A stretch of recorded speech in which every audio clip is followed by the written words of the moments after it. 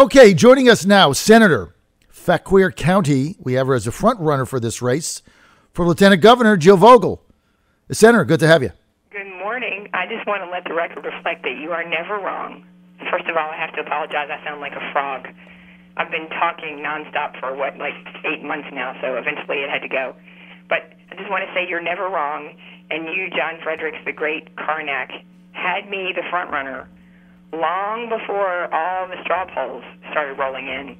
And I don't know if I've been on since we had this great streak, but you're proving right. You've been proven right so far. We've now actually had a chance to have people show up, hear all of us, and vote in these straw polls, and we're running away with it. Not that straw polls always matter, but I just want to say for your listeners, you've been proven right. We won Loudoun by 61%, Bland County by 70%, Prince William by 57%, Fairfax by 64%, and the YRs came in at their statewide convention with, I think we won by almost 50%. So I am super grateful for everybody around the whole Commonwealth who's helping us, and we just got to get between now and June 13th. Okay, let me reread these numbers. Cash on hand, March 31, Glenn Davis, 35,000. I don't have that handy, but that's what somebody texted me. Yes, can I correct you for 1 second, because I heard you read them. Glenn is 31,000. 31. Bryce is 440 or 443. We're 550. 550. I think you said we were 450. We're 550. And I also want to make a correction, or just a clarification, not to take away from anybody's fundraising, but we are the field-leading fundraising campaign for the Lieutenant Governor's race. We have raised a total of $1.2 million.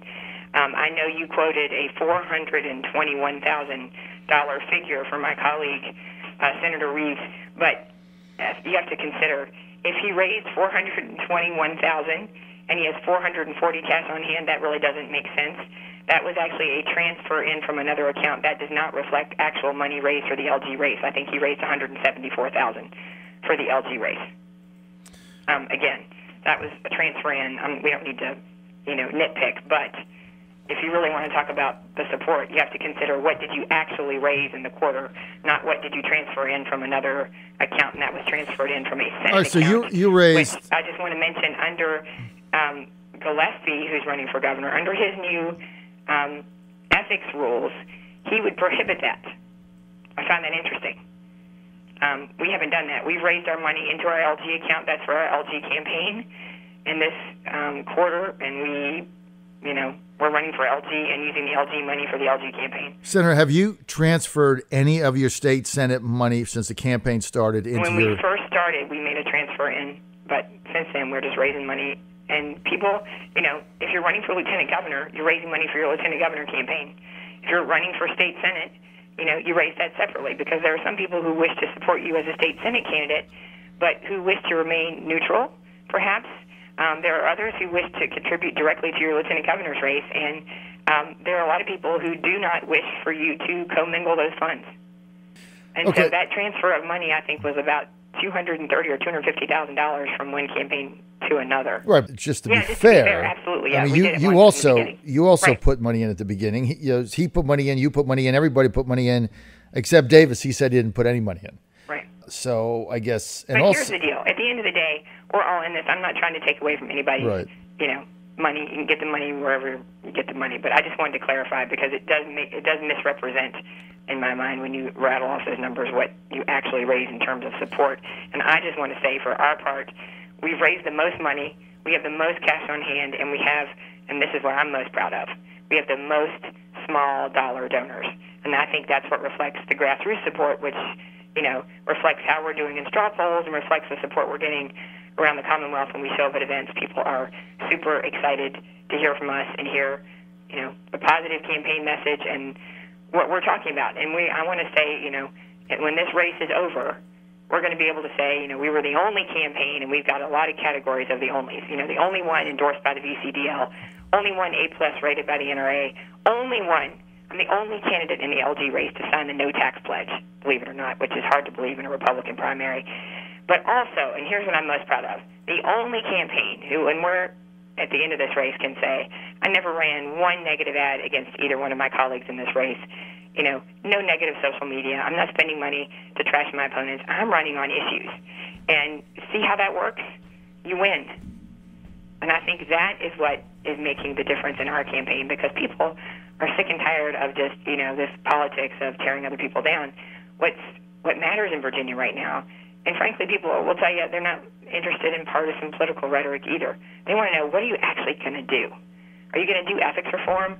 Are you going to do tax reform? And that's what, those are the things I've worked on as a state senator, and those are the things I plan to push as a statewide office holder, as lieutenant governor. Government reorganization, regulatory rollback, tax reform, transformative statewide leadership that Republicans and Democrats and independents and Green Party people and communists and everybody in the Commonwealth of Virginia can get behind and understand will actually make a difference in how Virginia is managed and, what will impact people's businesses and their families, the things that real people care about. And I think that's why we're winning.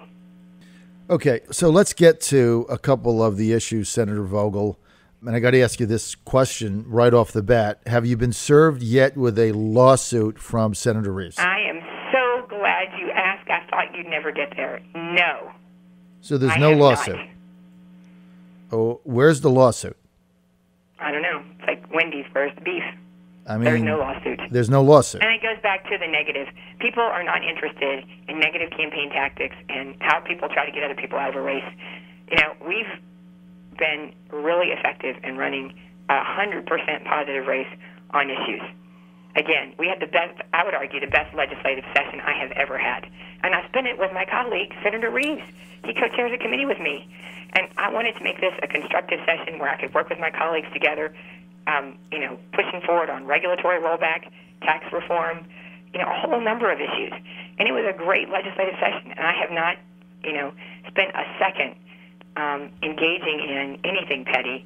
And, our campaign has not been mired down for 1 minute in, anything other than what's positive. And I promise you that when we win, we will win in large part, one, because of the positions we've taken on issues, and we're stronger and better on the issues, but two, because we've been positive. People hate the negative. Well, there is an event that the Fräulein and I are going to on Saturday night in Chesapeake. I guess it's the annual Chesapeake Committee meeting. And although they threw Scotty Weldon out in Chesapeake, they still haven't been able to throw us out. So are you going to be there? In Chesapeake? I'm yes, going to be on Saturday. At a debate at in Goochland. Okay, so you'll be at the debate. So will your husband be there, Alex? Maybe I'll send my husband as a surrogate. Okay, why don't you send your husband? Because he's a great speaker. Here's why I want you to send awesome. He's actually better than I am, so he would be a wonderful stand-in. I want you to send your husband because I've never met him. And at an event a week ago, I don't think he's ever met you. Well, the Reeves campaign said that Senator Reeves, who a friend, I've been on my show many times, the Reeves campaign told me he would not come on my show because I was in the pocket of Alex Vogel. And really? so well, I never met Alex Vogel. And I'm not to undermine your incredible fame, but I don't know that my husband has ever met you. I've never met your husband. He's never met you, and I'm not sure, and he can't, I know for a fact he is not able to listen to you on the radio. So that's really amazing. I wish that were the case, that perhaps you were that close to if I'm in his pocket, don't you think I should meet him? He'd have to actually know you before you could be in his pocket. Well, you'd have to meet somebody before you could be in their pocket. You have to meet them first, yeah. So at least I can meet him, and then I could say, well, I did meet him. Yeah, that's surely on somebody's list. I never met your husband. I have no idea what they're talking about. Well, why not just focus on truth telling? Why not just tell things as they are? Why not go out and run your race and, be honest? Look, I texted him again today, asked him to come on my show. I don't get a response. So for all you Reeves fans out there, look, all Mike and I can do is reach out. You don't want to come on my show. There's not a damn thing I can do about it. Right? I mean, it's not compulsory. Your show is so much fun. Why would you not want to come on I know, it's so much fun. Okay, so you mentioned ethics reform. Ed Gillespie came out with an ethics reform package. Speaking about transferring money, that was one piece of it. There was a lot of other things. Have you had a chance to look at that? And is that something, if Ed was governor, that you would embrace?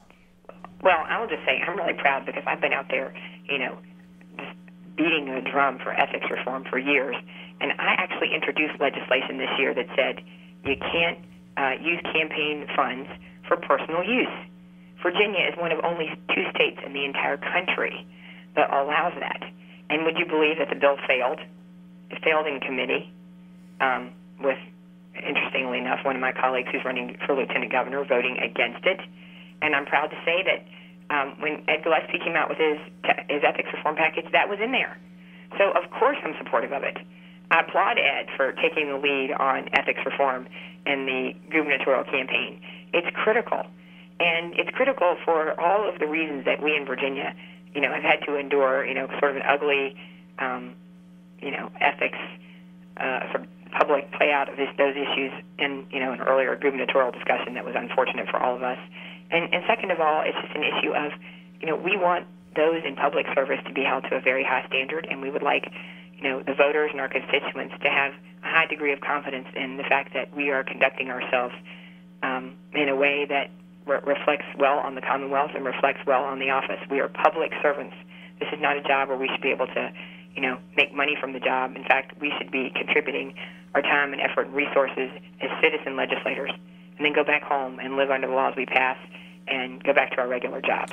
Okay. And over time, somehow, we have evolved away from that. And, Ed has taken the lead on ethics reform, and I happen to be an ethics lawyer. It's what I do for a living. I counsel people in all 50 states how not to violate ethics rules. So, of course, I think that ethics reform is a priority. Redistricting reform, I've been an advocate for that since the very first year I was elected. And so the fact that, some of these issues that I've been really, pounding away on and, haven't actually succeeded in getting the legislature to buy into, it takes strong statewide leadership to lead the charge. I don't think any single legislator can move the dial enough. So, yes, I'm 100% in support of it. I'm disappointed that more of my colleagues haven't, gotten on board, and I would like to see us have a gift ban. I'd like to see us ban the use of your campaign funds for your personal use. You shouldn't be able to pay for your airline tickets for vacations with money that people contribute to support your campaign. They think you're spending it on yard signs. All right, Senator, we're getting short on time. Let's get to tax reform. Ed's got a plan. What's the Vogel plan? Well, I will tell you this. I'm just devastated at where Virginia is now versus where Virginia has been. We used to be a leader in terms of best place to raise a family, best place to start a business, best place to be an entrepreneur, and we're not anymore. And we're at the bottom 10 in terms of competitiveness. So one of the bills I introduced this year would have at least gotten us somewhat back in the game, and unfortunately the legislature didn't pass it, but it would have allowed us to, over time, bake in surpluses and return that surplus back to taxpayers in a way that would have lowered the corporate income tax rate. It would have done essentially what North Carolina has done, and it's allowed North Carolina to go from a high corporate income tax rate down to 3%. We're at 6%. And ultimately, North Carolina is probably going to get to zero. Well, what does that mean for us?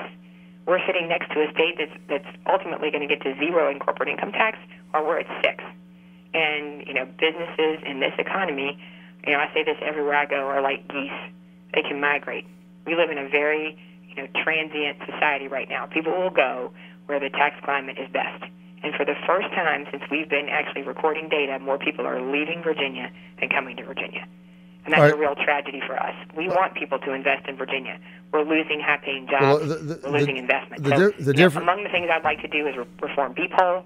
I'd like to, reduce the corporate income tax, reduce personal income tax, do regulatory. So the question is what? Okay, so you want? Let's get to specifics, Senator, please. So you want to, when you say reform B-Poll, that means get rid of it, change it, cut it, replace it. Replace it. Get rid of it. I mean, the fact that you can lose money and still have to pay a tax on your machinery. Are you in favor of a reduction in the state income tax? Yes, absolutely, I am. Okay, and we had this debate yesterday with Senator Wagner, one of 3 candidates running for governor, who was not in favor of it. He's for increasing gasoline taxes to pay for roads. I understand that. But whether the Gillespie plan is 10%, 1,300, 300, 500, whatever the number is, it's a cut. You get money back.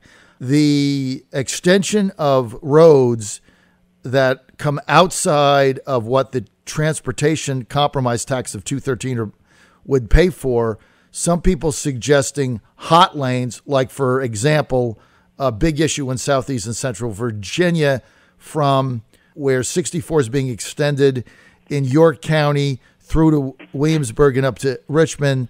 What's the suggestion is now is we do hot lanes like tolls where you pay like you do on 95 after Fredericksburg. Are you in favor of that? Why or why not? Well, I will tell you, I think tolls have been really controversial in the community where I live because people already feel like they're taxed enough. And so, I know that we had in the area where we had folks who were stuck with tolls and were told that, you're going to pay these tolls and that's going to go to actually widen 66. And ultimately it went for paying for, bike trails and, all kinds of additional things in Arlington and other areas. It didn't pay for actually expanding the highway. So, I'm not 100% buying in on more tolls. I think, a better comprehensive tax plan where you're actually, directing resources to transportation where we need transportation dollars to go is a perhaps far wiser solution.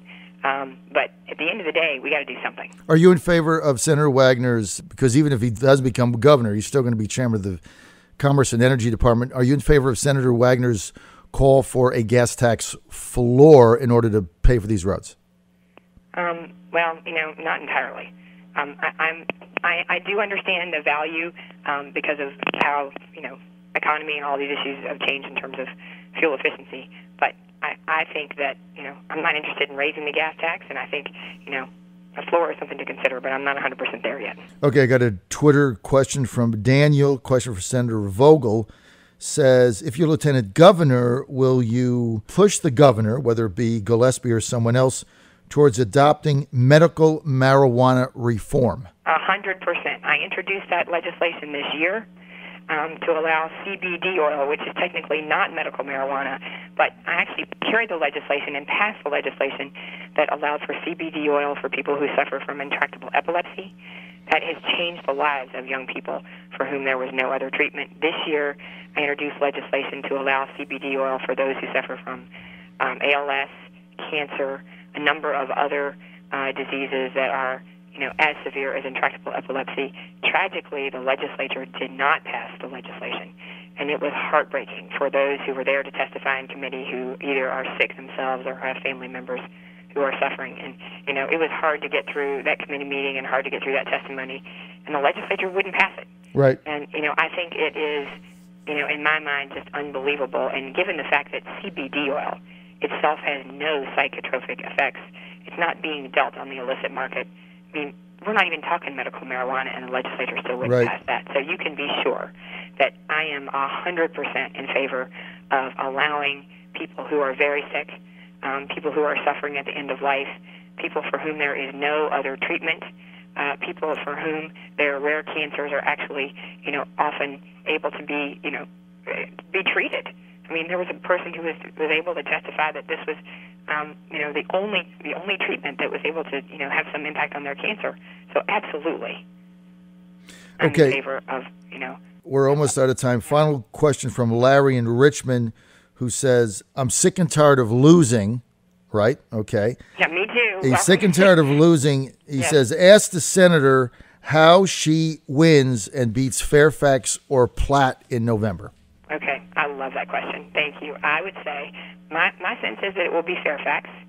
And I believe that if you run with on the real issues that real Virginians care about, and you don't run a campaign that's hyper-partisan. In fact, that's not how I'm running my nomination campaign. And you talk about the real issues people care about. I'm a mom. I run a business. I pay taxes. I'm like everybody else. And if you put, principle over party, and you go into the communities where we have not been, and you talk to people, in the Indian community, in the Hispanic community, in the African-American community, and you go out there and you tell them our story, they will be with us. They have businesses. They care about jobs. They care about taxes. We can win. But if you rely on the same old, hyper-partisan rhetoric, we will lose. And that's why we keep losing over and over and over. And if you run the same kind of, lame candidates that we sometimes run, we're going to keep losing. And so, I'm not afraid to go out there and say what I believe, and I'm not afraid to depart in some ways from where our party has been on some issues, because I just think that, we haven't been right on everything. And I'm not afraid to say that. And I think we can absolutely win. I was with a group of Pakistani women recently, and, all of them were Democrats, and they sat around and they said, we think that your party's rhetoric has been so divisive and so, just really, really negative. And I said, no, it's not. Don't believe what the media says. But no one's going to these communities and actually telling our story and pushing back on, the really, ugly narrative that the media is telling. So you got to go do it, and I'm not afraid to go do it, and I'm not afraid to spend the time to do it, and absolutely, I know we can win.